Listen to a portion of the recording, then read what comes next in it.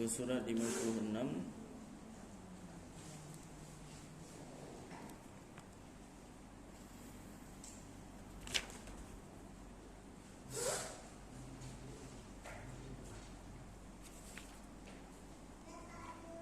Seringkali aktiviti Nahdiyin ni Nahdlatul Ulama. Maknanya kalau di Indonesia dipanggil organisasi Nahdlatul Ulama, NU. Itu organisasi yang mendukung fahaman Ahlus Sunnah wal Jamaah. Kalau di Malaysia lebih kurang macam JAKIM lah. Tapi kalau di Indonesia JAKIM ni macam MUI, Majlis Ugama Indonesia atau Majlis Ugama Islam. Kalau kat Malaysia JAKIM. Kalau Nahdlatul Ulama ni kat Malaysia lebih kurang macam JAKIM jugalah. Tapi yang penting dia mendukung fahaman Ahlus Sunnah wal Jamaah. Jadi seringkali aktiviti Nahdlatul Ulama ataupun fahaman Ahlus Sunnah wal Jamaah ni dicap sebagai perbuatan bid'ah. Rasulullah tak pernah buat amalan tersebut. Jadi bila tak pernah buat dikira sesat. Sesat dikira haram. Maknanya semua yang bid'ah itu sesat. Yang sesat itu semuanya haram.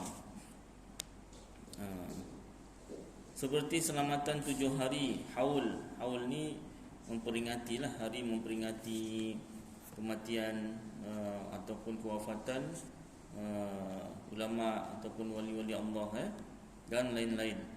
Adakah penjelasan ulama yang menyatakan haul dan selamatan 7 hari dan seterusnya bukan tergolong bid'ah yang sesat?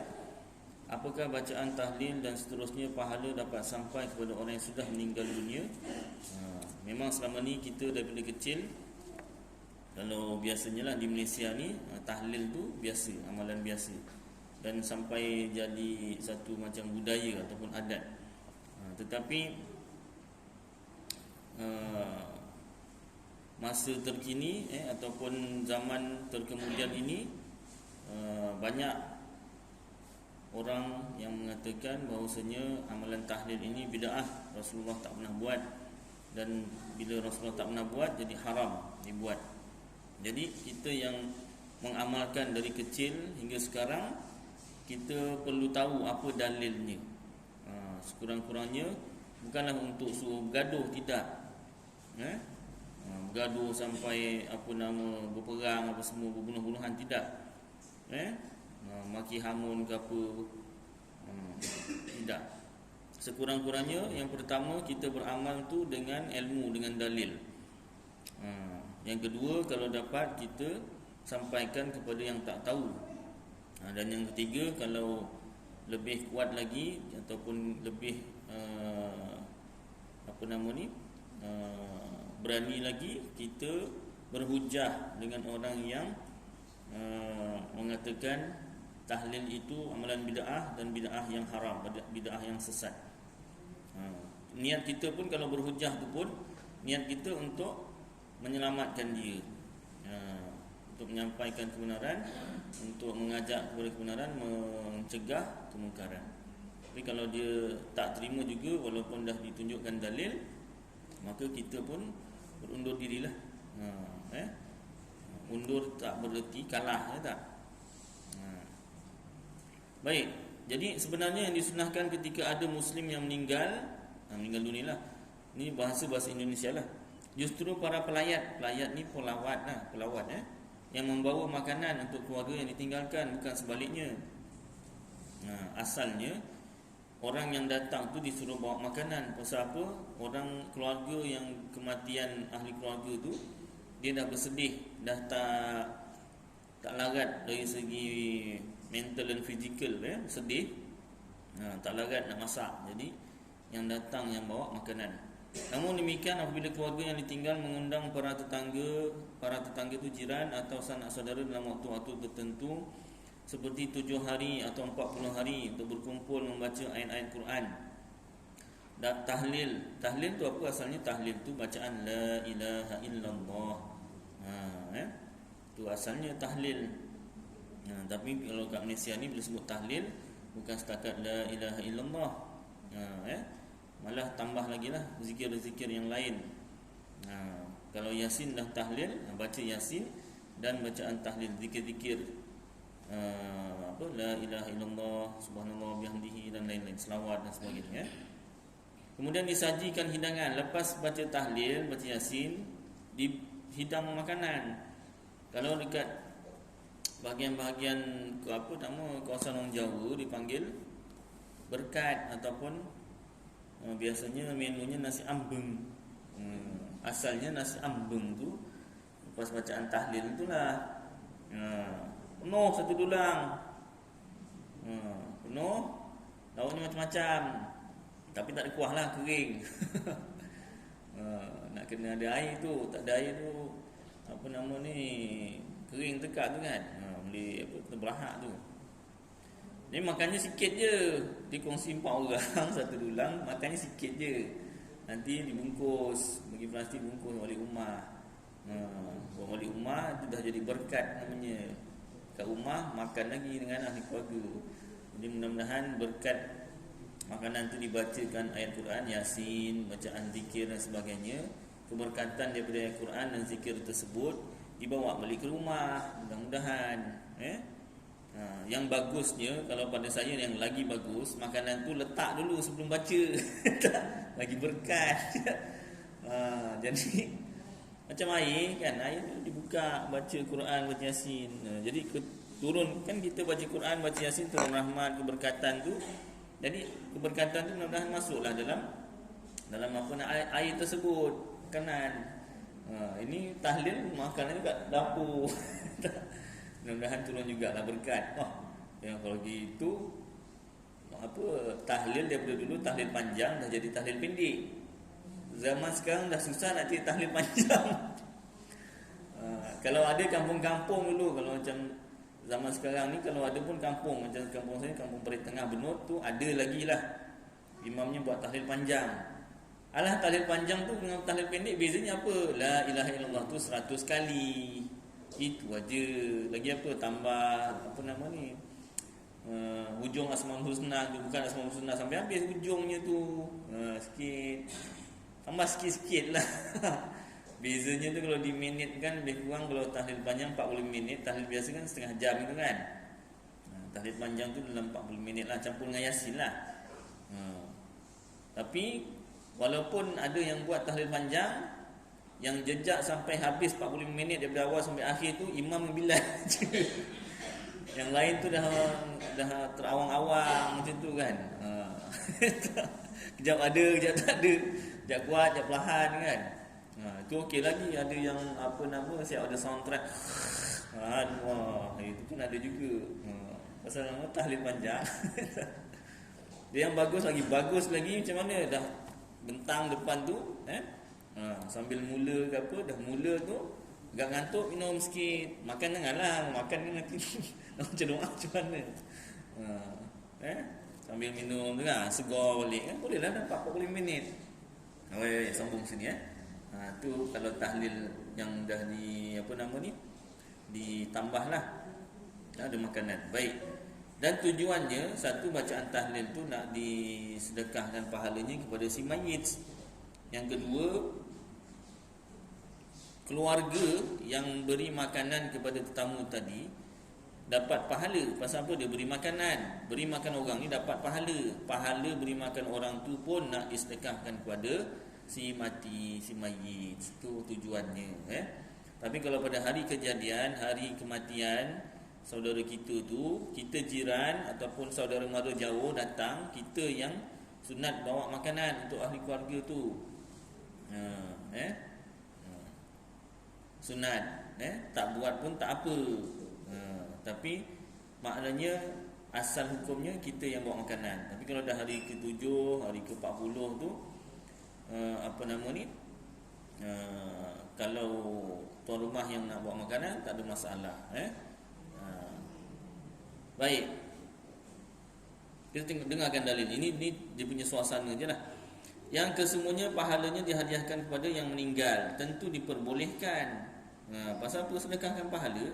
Sedekahkan pahala ni tak mesti bacaan tahlil, bacaan Yasin, tak semestinya. Dan tak semestinya untuk orang meninggal dunia saja. Pernah sahabat Rasulullah Abu Hurairah radhiyallahu anhu bertanya kepada sahabat-sahabat yang lain, sesiapa di antara kamu yang hendak menghadiahkan pahala bacaan Fatihahnya, pahala sembahyangnya, bukan Fatihah, pahala sembahyangnya kepada aku. Kalau tak silap itu dalam Hayatus Sahabah, kitab Hayatus Sahabah. Pernah Abu Hurairah tanya macam tu. Dia tu masih hidup, boleh sedekahkan pahala sembahyang pula tu. Habis yang sedekahkan pahala sembahyang, orang tu pahala sembahyangnya hilang tak? Tidak. Dia jadi double. Double maksudnya dia dapat satu, orang yang dibagi itu pun, dihadiahkan itu pun dapat. Baik. Tentu diperbolehkan bahkan bahagian dari amal ibadah yang pahalanya sampai kepada yang meninggal. Bukankah bacaan Al-Quran, tahlil dan bersedekah menyajikan suguhan? Suguhan ni makanan untuk para tetamu adalah bahagian dari amal ibadah. Dalam sebuah hadis dinyatakan, artinya lebih kurang dari Anas radhiyallahu anhu, sesungguhnya Rasulullah sallallahu alaihi wasallam ditanya seseorang, wahai Rasulullah sallallahu alaihi wasallam, kami bersedekah dan berhaji yang pahalanya kami peruntukkan, hadiahkanlah orang-orang kami yang telah meninggal dunia, dan kami berdoa untuk mereka, apakah pahalanya sampai kepada mereka? Rasulullah sallallahu alaihi wasallam menjawab, ya, pahalanya betul-betul sampai kepada mereka dan mereka sangat merasa gembira sebagaimana kalian gembira apabila menerima hadiah. Hadis riwayat Abu Hafs Al-Akbari. Ada hadisnya, lebih-lebih apabila disertai untuk menghindari gunjingan para tetangga. Gunjingan apa? Atau sanak saudara tidak diadakan selamatan. Mungkin cakap-cakap orang lah. Menurut Syekh Ismail Uthman Zain Al-Yamani Al-Makki, kegiatan selamatan untuk orang yang meninggal sebagaimana di atas disebut walimah, jamuan jamuan makan.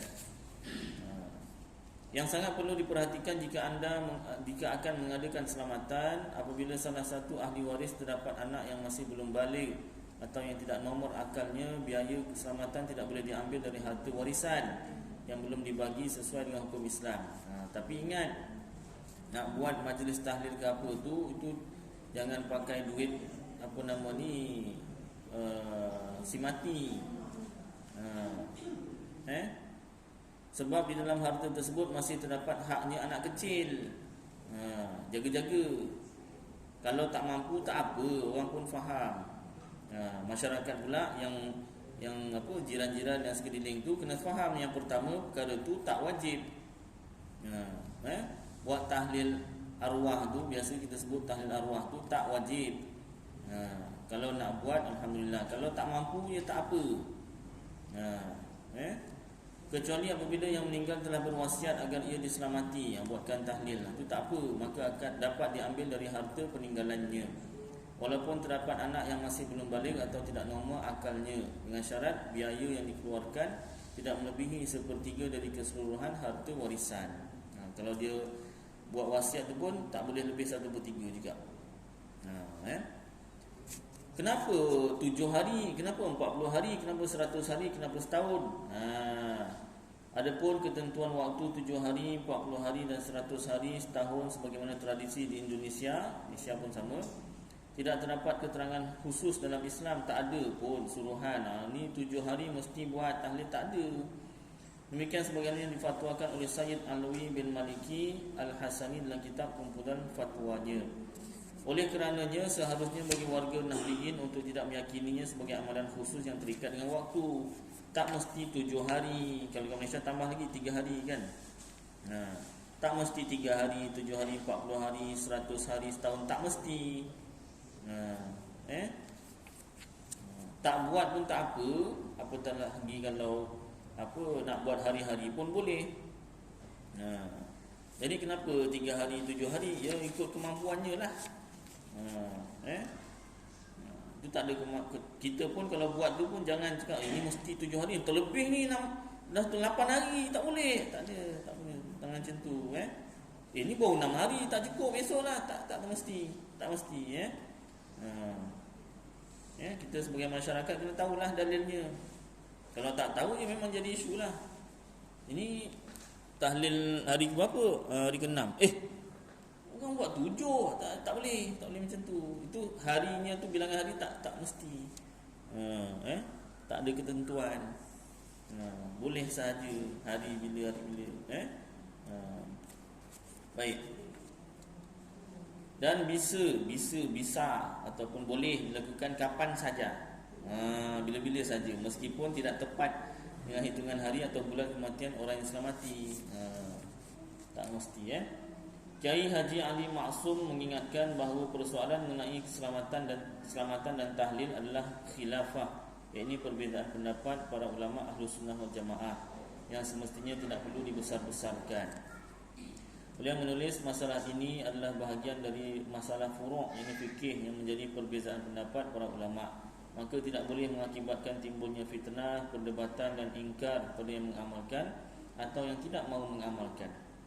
Kalau orang tak buat, kita jangan sangka buruk. Dan kalau kita buat pula, jangan kita anggap benda itu wajib. Itu yang mesti diperingatkan. Dan tidak selayaknya di antara mereka terjadi sesuatu yang tidak diinginkan di antara sesama saudara Muslim. Dan kalaupun bagi yang tidak mahu mempunyai dasar sandaran hukum, maka bagi yang lainnya pun juga mempunyai landasan hukum.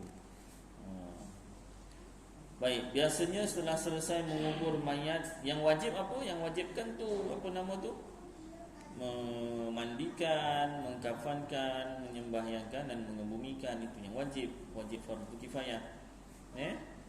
Baik, biasanya setelah selesai mengubur mayat dilakukan talqin. Talqin macam mana pula?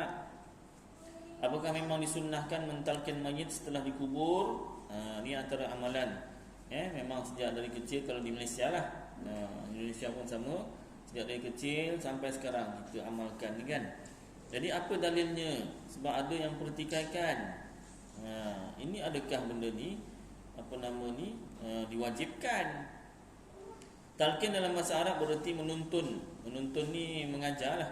Ada dua macam talqin dalam istilah fikih. Pertama, talqin orang yang sedang sakaratul maut, iaitu menuntun, mengajar ataupun membantulah orang yang sedang sakaratul maut, nazaklah untuk membaca kalimah syahadah. Hukumnya adalah sunnah berdasarkan hadis. Artinya, tuntunlah orang yang mendekati maut di antara kalian dengan kalimah la ilaha illallah. Hadis riwayat Muslim. Orang nazak, kita datang, jangan berbual. Apa, sakit apa? Betul-betul lah sebelah telinga orang kan nazak. Saya tak pernah tengok lagi. Arwah bapak saya pun meninggal waktu subuh. Sebelum subuh ke subuh, itulah Jumaat. Kiranya bangun-bangun subuh tu tahu-tahu dah meninggal dah, tak ada. Jadi tak nampak dia nazak. Orang lain pun saya tak pernah nampak rasanya. Mungkin tuan-tuan ada yang pernah nampak. Kalau kat TV tu adalah ceritanya tu kan. Tengok cerita tu adalah nazak kan. Oh ya, arwah pakcik saya, dia nazak tapi tak sampai, saya tak tengok sampai meninggal lah. Itu pun dalam video call COVID kan. Nampak lah. Tapi dia pakai tu kan, bunyi tu kan. Jadi apa nak buat masa tu? Masa tu yang paling utama lah. Lain-lain tu boleh juga. Ada yang baca Yasin lah, ada yang, kalau isterinya nangis lah kan. Isterinya dah tak larat dah, dah tak apa nama ni, dah tak terbaca lah. Yang baca Yasin lain. Jadi kita dah belajar, kita ajarkan la ilaha illallah. Saya sebut, saya panggil Manedi, Maman pakcik kan.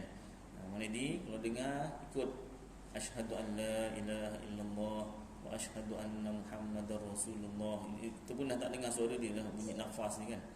Dalam hati lah kalau dia dapat ikut pun. Lepas tu pendek sikit, la ilaha illallah. Pendek lagi, Allah. Kalau pendek ada dalam kitab Aqidatul Najin, nama Allah dalam bahasa Suryani kalau tak silap tapi kalau orang yang belajar tak apalah, tak belajar, apa benda ni, orang mati ni, ustaz ni dah kenapa? Ayah pula kan, Allah lah, dan Allah kan. Baik, jadi itu yang utama. Itu memang sunnah, memang disuruh lah. Maknanya sunat lah, perkara tu sunat. Sunnah yang hukumnya sunat. Dibuat dapatlah pahala, tak buat taklah dosa. Baik. Jadi yang kedua, talqin orang yang sudah meninggal setelah dikuburkan. Hukumnya menurut majoriti ulama ahli sunnah wal jamaah adalah sunnah, sunat juga. Berdasarkan hadis, panjang hadisnya, artinya dari Abu Umamah radhiyallahu anhu berkata, jikalau aku kelak meninggal dunia, maka perlakukanlah aku sebagaimana Rasulullah sallallahu alaihi wasallam memperlakukan orang-orang yang telah meninggal di antara kita. Sahabatlah.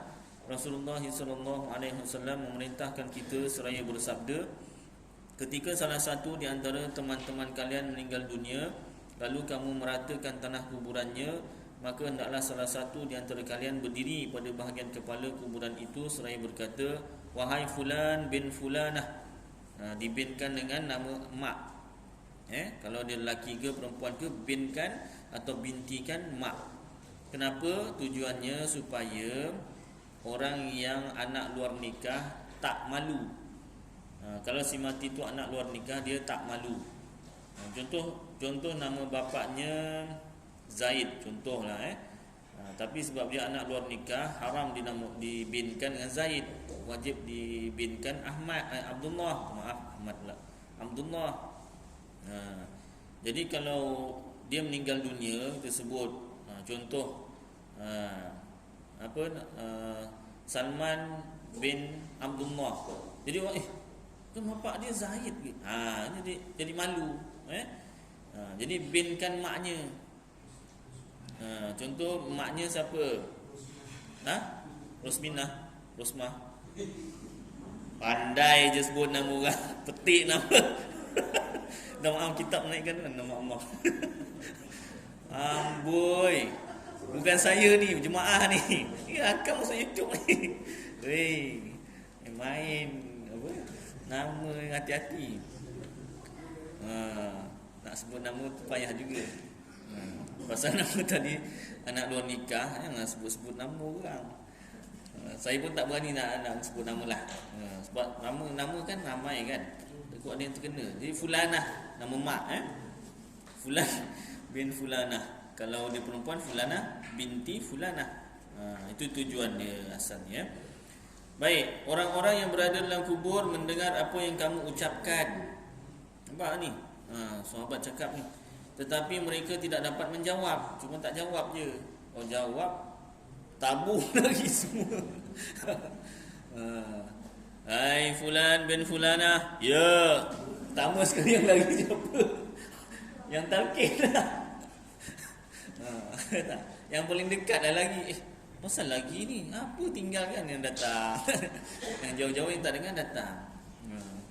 Ya tak? Nasib baik tu hikmahnya Allah Ta'ala tak jadikan apa nama ni dia menjawab. Tapi bila tak menjawab pula, dia buat apa, tak ambil pengajaran pula. Ya tak? Mayat. Kenapa orang biasa takut dengan mayat? Ada orang yang tak takut dengan mayat? Ada. Tapi biasanya takut. Walaupun ustaz, walaupun imam, tak semua orang lah takut, tapi biasanya takut. Tak tahu saya pernah cerita ke tak satu orang ustaz tu. Ni cerita kalau boleh saya pendekkan lah. Tapi ceritanya panjang. Dia ustaz. Jadi orang kampung panggil, ada kematian panggil. Jadi masa tu dekat kawasan kampung, cara mandi kampung pakai selunjuk kaki, 3 orang, satu kat kaki, satu kat punggung, satu kat kepala. Jadi mandikan. Bila mandikan, ustaz ni dia penakut. Tapi dia kerana dah ustaz, orang panggil pergi juga. Meninggal dah. Ceritanya jadi pengajaran je lah. Jangan sebut nama je lah. Jadi apa nama ustaznya pula meninggal ni kisah benar. Jadi ustaz ni dapat kat bahagian kaki. Dia dah mandikan tu, dia takut. Jadi takut mencampur terpaksa. Jadi mandikanlah, gosok tak siap-siap. Kepala dah siap, punggung bahagian badan dah siap, kaki tak siap-siap. Imam tegur, ustaz, Allahu Akbar, terpanjat. Satu. Kenapa tak siap lagi? Si ustaz ni bisik dengan imam, kaki mayat bergerak.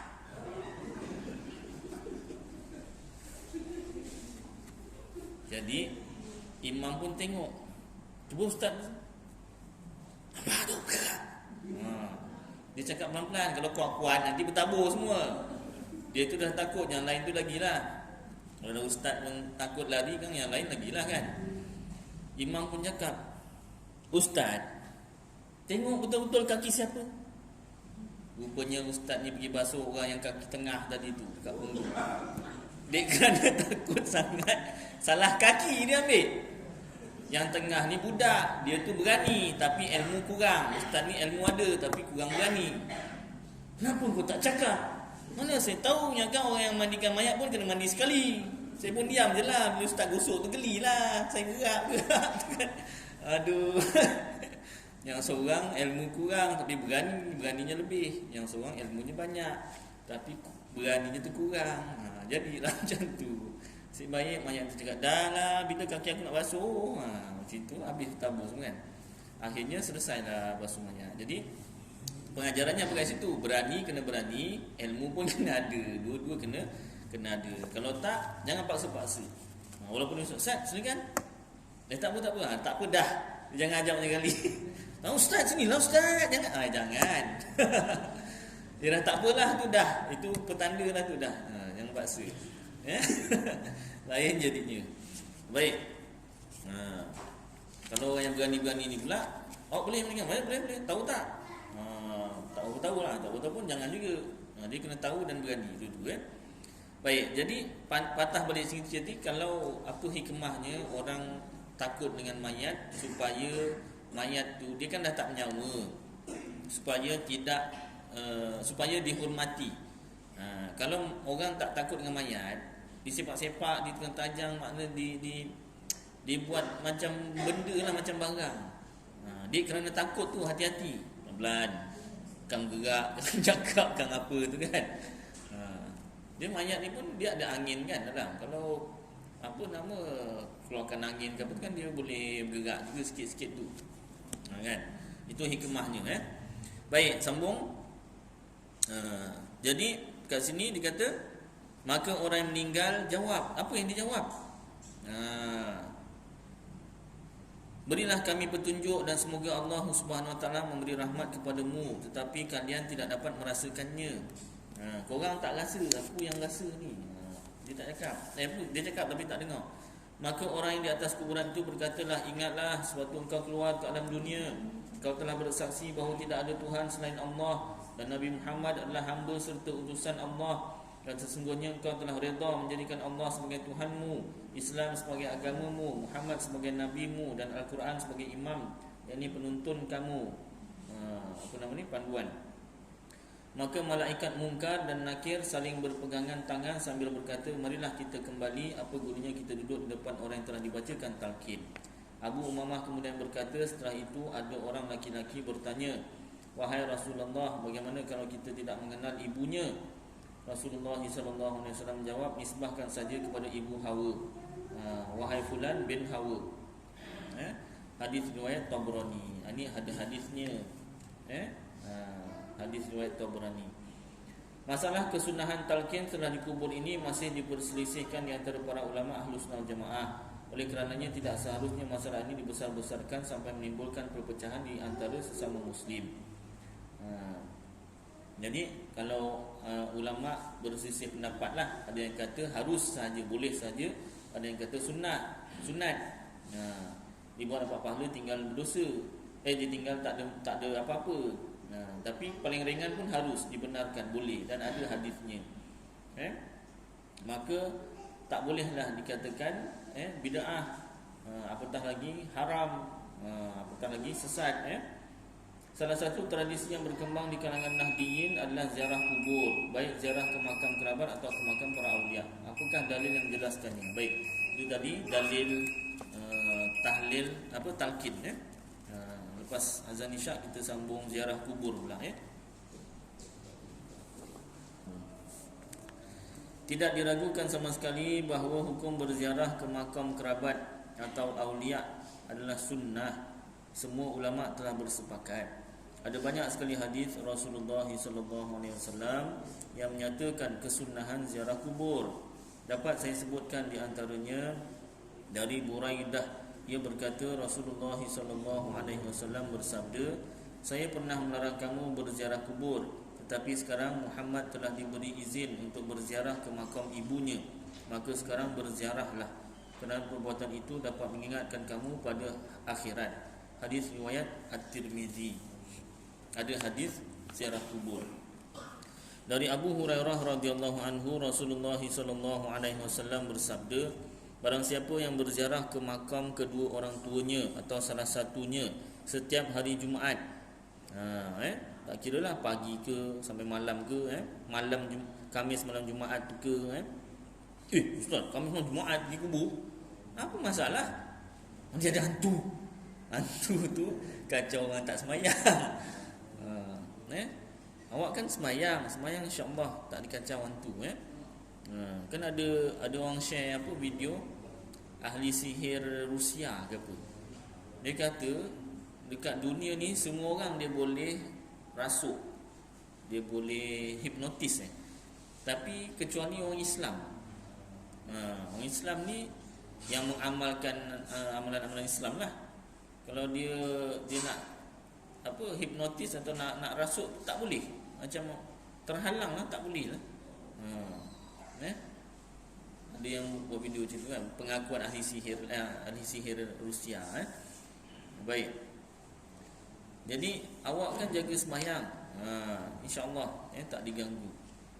Kalau diganggu juga mungkin sembahyangnya kurang sempurna, semaklah balik, kan, rukun-rukunnya, sunat-sunatnya, khusyuknya, khudaknya. Baik. Jadi setiap hari Jumaat, tak kira lah malam Jumaat, pagi Jumaat, petang Jumaat, ziarah ke makam kedua orang tuanya atau salah satunya setiap hari Jumaat, maka Allah akan memberi pengampunan kepadanya dan orang itu berarti telah berbakti kepada kedua orang tuanya. Hadis riwayat Al-Hakim. Sama ada masa ibu bapa kita hidup tu kita buat baik dengan dia ataupun kita ada buat salah. Jadi setelah meninggal dunia, kita pergi ke makam, ke kubur mereka, bukan pergi je lah, pergi balik bacalah sikit Al-Fatihah ke, lagi bagus Yasin, lagi bagus baca satu Quran. Oh, ini habis Ustaz, ikut kemampuan lah. Paling tidak pun kul huwallah, hingga akhir. Kita sebut tu hingga akhir, kan datang kul huwallah dah balik, kan, hingga akhir. Suratul Ikhlas penuh. Kadang-kadang orang ni dia lurus bendul, kan, cakap terang-terang. Hadis riwayat Al-Hakim. Imam Ibn Hajar Al-Haytami pernah ditanya tentang hukum ziarah ke makam para awliya, wali Allah. Kita kenal wali Allah, contohnya almarhum mufti ke, dan sebagainya. Beliau berkata berziarah ke makam wali songo ke, adalah ibadah yang disunnahkan. Demikian juga dengan perjalanan ke makam mereka. Tapi janganlah minta nombor ekor, memanglah salah. Bukan salah ziarah kuburnya tu, pasal minta nombor ekor tu. Tapi Ustaz, kalau nak minta nombor ekor bukan kat kubur Islam, kubur Cina. Oh, iya ke? Ada juga yang cakap macam tu. Oh, memang patutlah. Itu bukan pertolongan Allah Ta'ala. Maksudnya Allah Ta'ala yang jadikan. Maknanya tu syaitan lah tu yang tolong tu, kan. Nombor sekian-sekian, menang pula tu nombor 1 pula. Aduh, hai. Kalau tak menang tu dia kata haram saya. Oh, saya tak buat lah. Itu tak ada masalah. Nombor 1 tu haram Ustaz. Ya ke Ustaz? Tak ada kaul lain ke? Minta kaul lain, pendapat lain pula. Pasal apa? Pasal menang.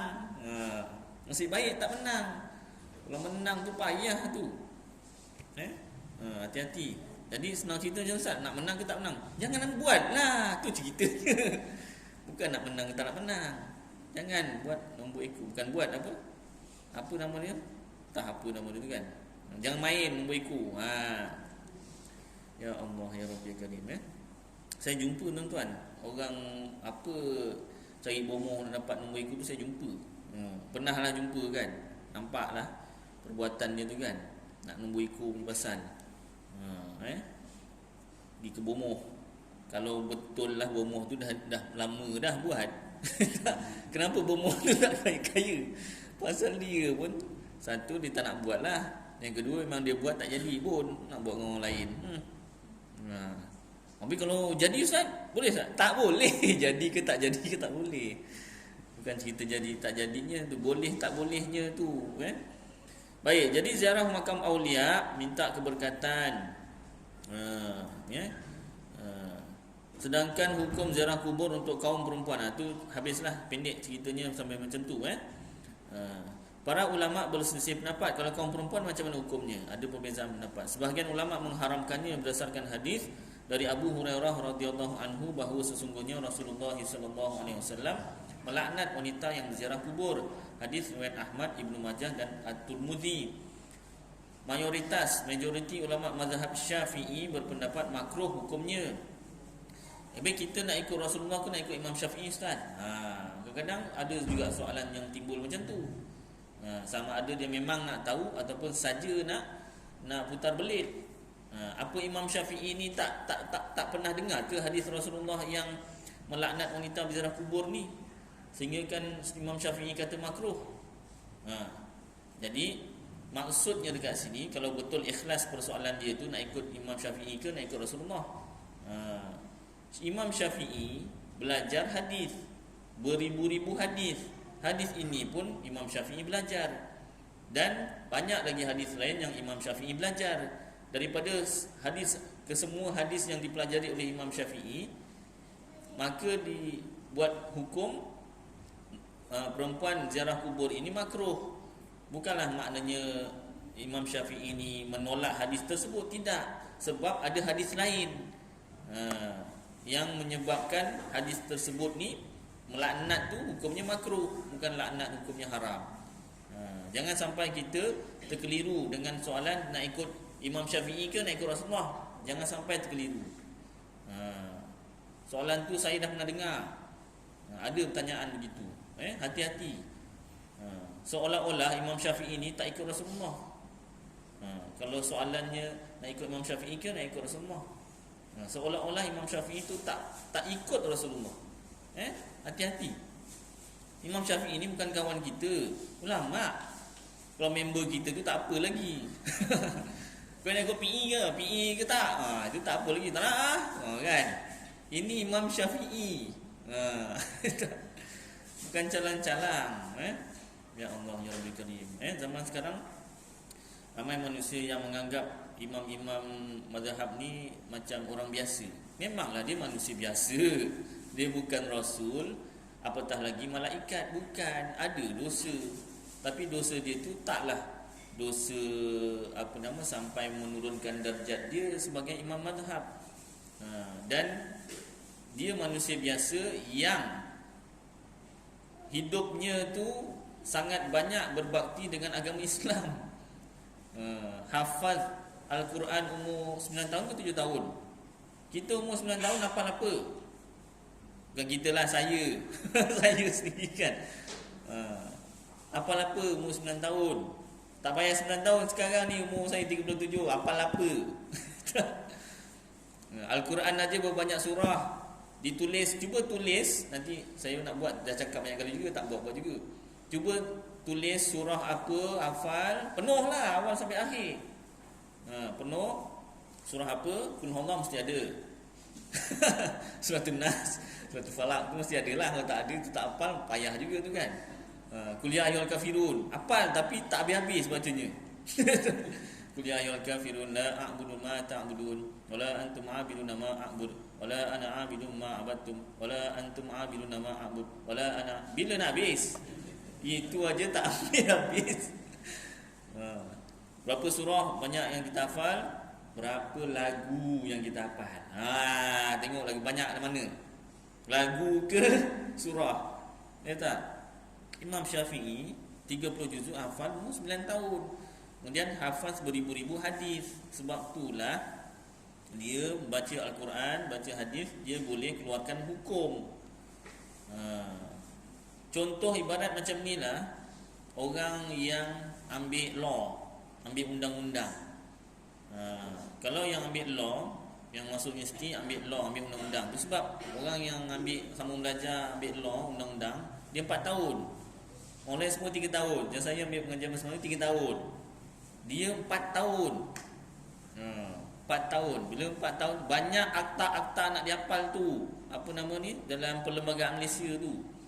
Banyak akta. Akta itu, akta ini, akta itu. Nak dihafal. Bila dah hafal semua kepala, bila ada apa masuk mahkamah, apa nama, satu orang melakukan kesalahan, kesalahan apa sekian-sekian. Ini akta ni. Akta ni, akta ni, akta ni. Hafal, dia hafal akta, baru dia boleh menang. Kalau salah apa ni? Akta apa ya? Kalah, memang kalah ni. Confirm kalah. Tahu tak? Walaupun yang bersalah tu memang betul-betul bersalah, tapi sebab dia hafal, dia boleh menang. Tahu tak? Yang tak salah, tapi dek kerana peguamnya tu tak hafal sangat, nasib malang betul, dah jadi bersalah. Tak apalah, mahkamah Allah kan ada kan. Baik. Ni cerita apa Ustaz? Pasal yang tadi tu ke yang petik nama perempuan tu? Tak, ni tak ada kena-kena. Ni contoh saja. Macam mana boleh terfikir pula contoh peguam tu kan? Tahulah. Baik. Jadi maknanya Imam Syafi'i ni hafal Quran dan hadis beribu-ribu hadis. Quran tu 30 juzuk. Kalau kita nak banding dengan diri kita, dari segi manusia biasa tu boleh. Tapi dari segi penghafazan Quran dan hadis tu, tolong ingat-ingat sikitlah. Kan? Bukannya senang-senang nak hafal Quran, nak hafal hadis. Nak hafal mak suruh beli apa pun terlupa. Ni nanti beli kelapa. Sampai kedai tersepak batu kepala. Beli apa? Beli kepala. Kepala apa? Kelapa ni, mak kau juga kelapa ni. Agaknya lah. Kan? Itu pun tersalah hafal. Baik, jadi sekurang-kurangnya pengajarannya supaya kita hormatlah.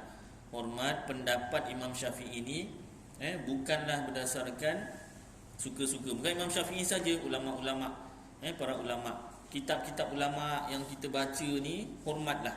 Pasal mereka ni bukannya macam kita.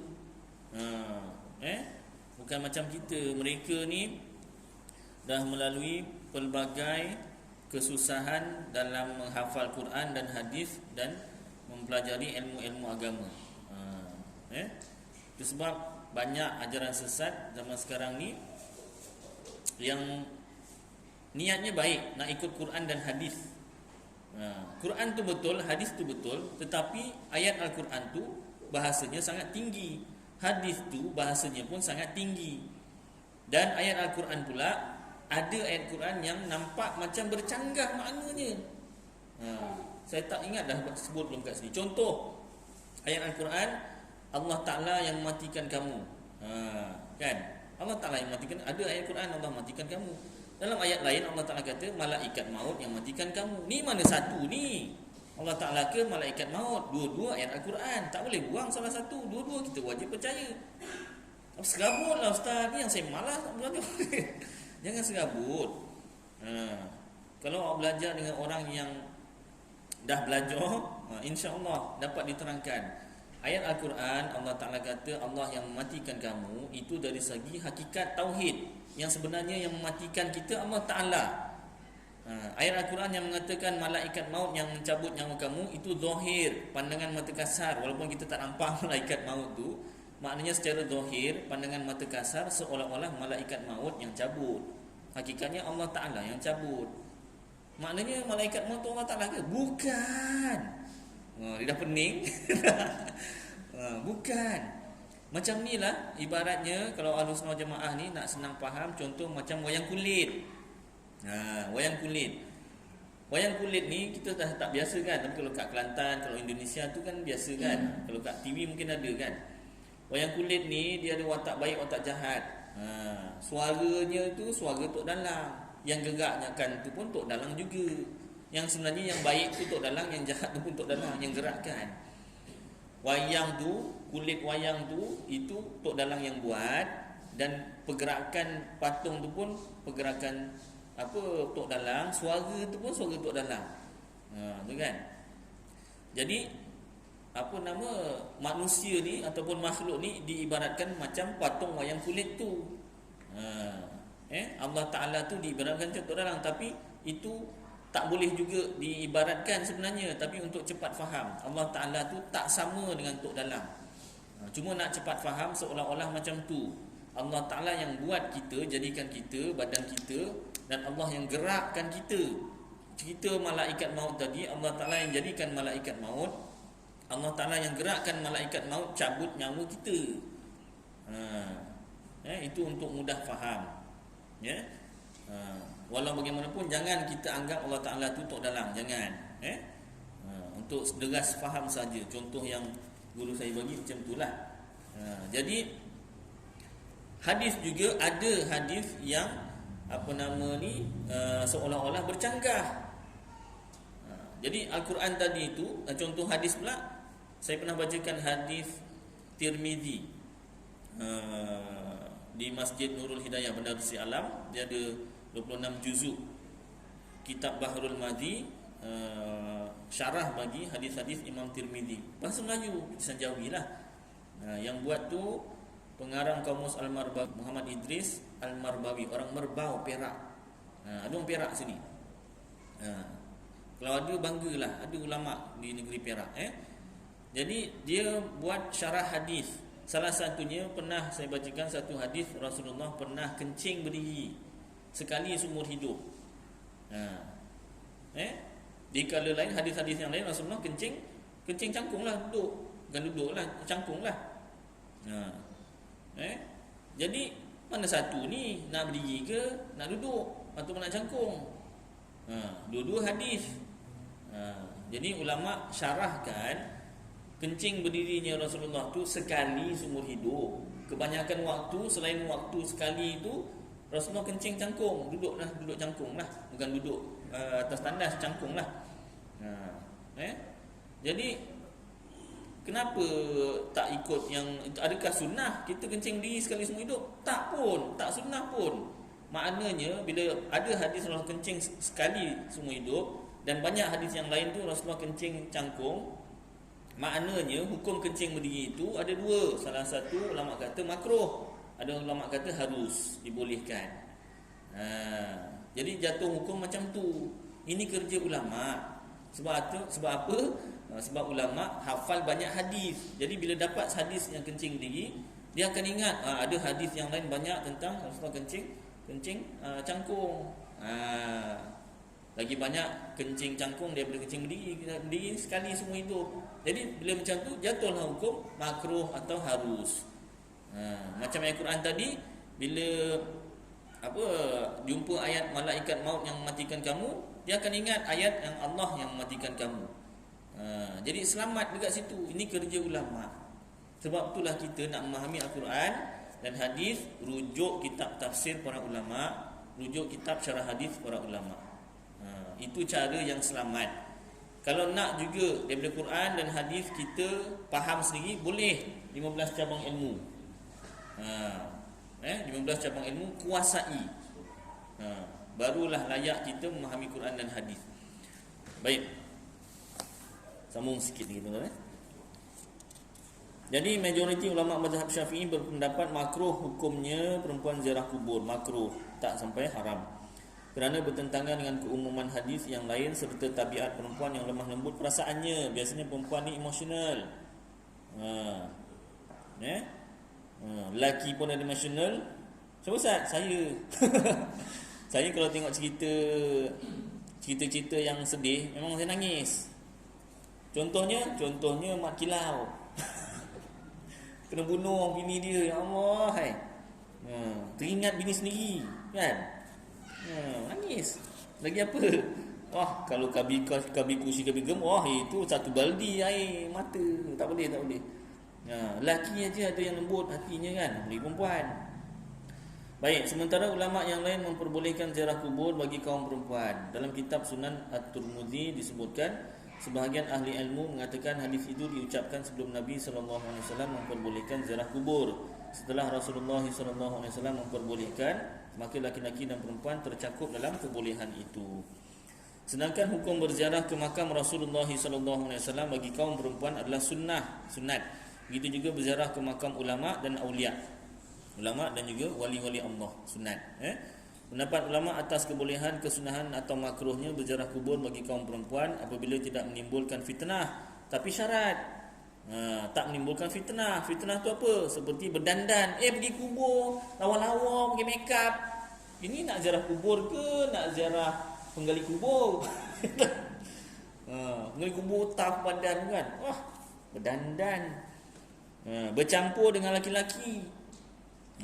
Memang dia nak ziarah kubur, tapi jangan bercampur dengan laki-laki. Kalau boleh laki-laki, perempuan-perempuan. Dah lah, apa nama ni, jalan dekat-dekat pakai minyak wangi pula tu. Hilang cerita nak ingat akhirat, dah ingat lain. Tak? Dan lain-lain. Kalau macam tu haram. Jika demikian, maka seluruh ulama sepakat haram bagi perempuan ziarah kubur. Itu syarat kena jaga. Macam Maulidur Rasul yang lepas kita baca dalilnya tu kan.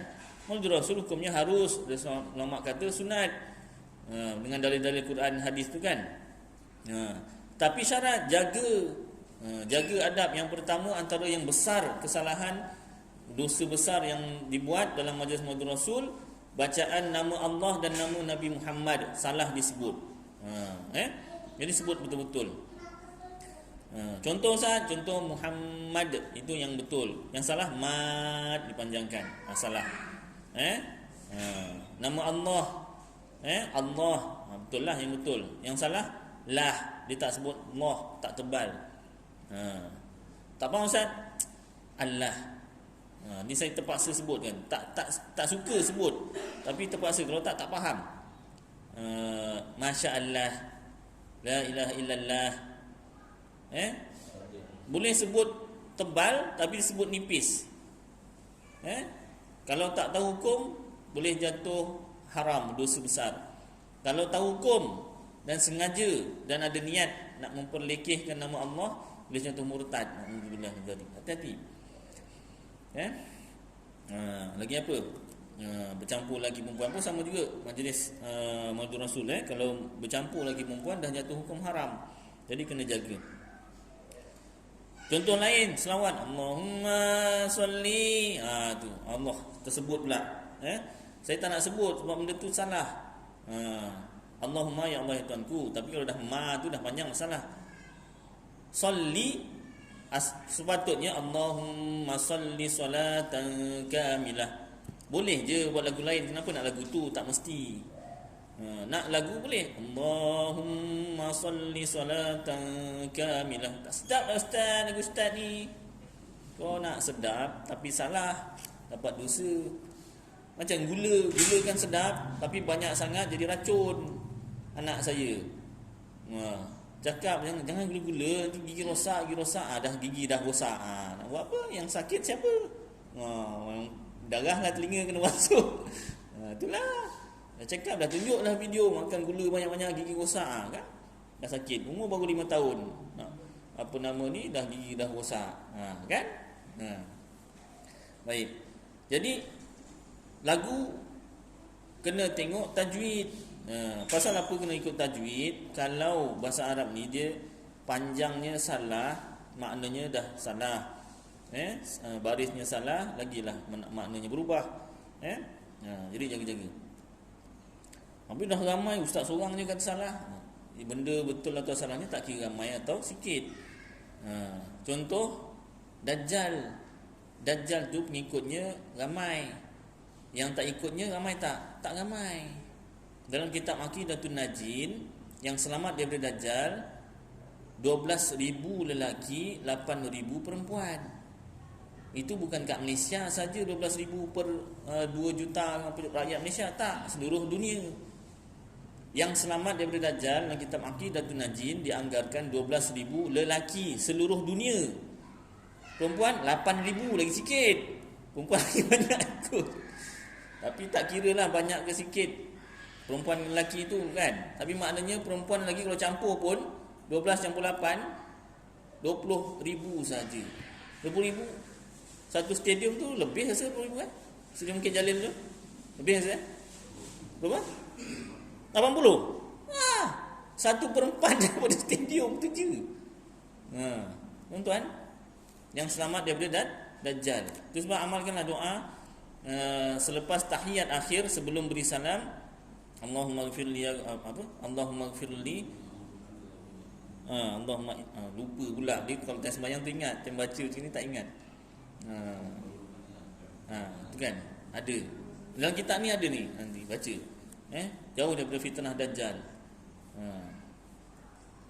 Allahumma ighfirli ma qaddamtu wa ma akhartu wa ma asrartu wa ma a'lantu wa ma asraftu wa ma anta a'lamu bihi minni antal muqaddim wa antal muakhiru la ilaha illa ant. Allahumma lupa dah balik. Allahumma inni a'udzubika min azabil qabri wa min fitnatil masih dajjal. Fitnah Dajjal amalkanlah. Ya tak, kalau tak sembahyang fardu kang imamnya buat, makmum bila nak habis ni tahiyat akhir panjangnya. Tu imam belajar, makmum pun kena belajar. Ya tak, imam baca kan makmum tak tahu dah merungut pula makmum kan. Kalau tak pun baca masa sembahyang sunat ke. Baik. Jadi tak kira panjang banyak sedikit, betul salah ni. Baik, sambung.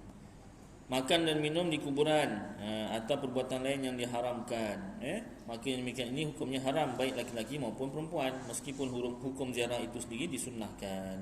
Oleh kerananya seharusnya dalam tata cara berziarah lebih diperhatikan, jangan sampai tujuan yang baik tapi justru menjadi perbuatan yang haram. Ini saya rasa sambung minggu depan lah. Tawassul, Tawassul ni macam mengambil berkat lah. Dan beberapa perkara lagi kita sambung minggu depan. Penting tuan-tuan, sebab kadang-kadang kita dah amalkan tapi tak tahu dalilnya. Tapi bila orang pertikaian kita pun, oh ya ke, salah habis. Sedangkan benda tu ada dalilnya, kita yang lemah tak belajar dalilnya. Jadi mudah-mudahan bila kita baca, walaupun tak ingat, tapi kita tahulah, ada, aku pernah dengar dulu dalilnya. Apa dalilnya? Entahlah. Sekurang-kurangnya carilah YouTube Ustaz Aidil, ya tak? Time tu barulah nak cari, ya tak? Jadilah sekurang-kurangnya ada pengetahuan pada kita. Kalau sampai maklumat pada kita benda ni haram, benda ni bid'ah, ni sesat, tak ada dalil. Apa dalilnya? Nanti ambil masa sikit kan, carilah sendiri. Jadi mudah-mudahan apa yang kita baca bersama jadi manfaat untuk saya dan tuan-tuan, dapat kita amalkan dan sampaikan insya-Allah.